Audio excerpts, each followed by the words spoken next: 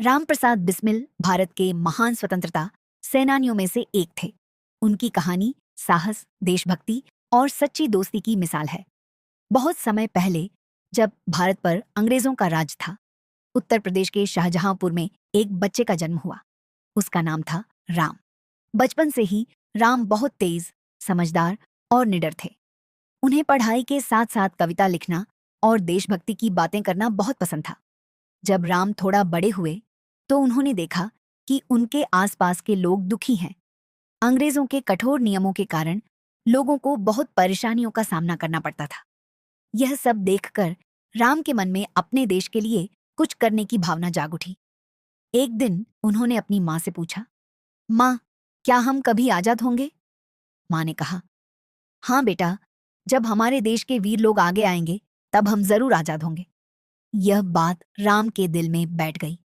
उन्होंने निश्चय किया कि वह अपने देश को आजाद कराने के लिए अपना जीवन समर्पित करेंगे। समय के साथ राम की मुलाकात कई क्रांतिकारियों से हुई। उनमें से एक थे अशफाकुल्ला खान। दोनों बहुत अच्छे दोस्त बन गए। उनकी दोस्ती बहुत अनोखी थी क्योंकि वे अलग अलग धर्म के थे, लेकिन उनका लक्ष्य एक ही था, भारत की आजादी। राम और उनके साथियों ने मिलकर एक संगठन बनाया और अंग्रेजों के खिलाफ काम करना शुरू किया।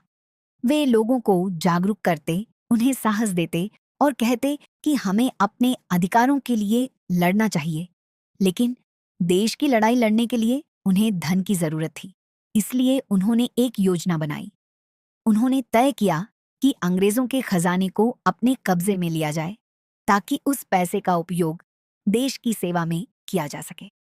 1925 में उन्होंने एक ट्रेन को रोका।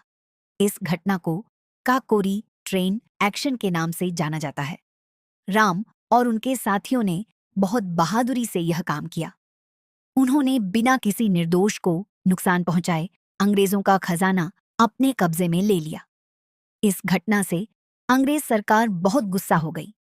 उन्होंने सभी क्रांतिकारियों को पकड़ने का आदेश दे दिया। धीरे धीरे कई साथियों को गिरफ्तार कर लिया गया। कुछ समय बाद राम प्रसाद बिस्मिल भी पकड़े गए। उन्हें जेल में डाल दिया गया। जेल में भी उनका हौसला बिल्कुल नहीं टूटा।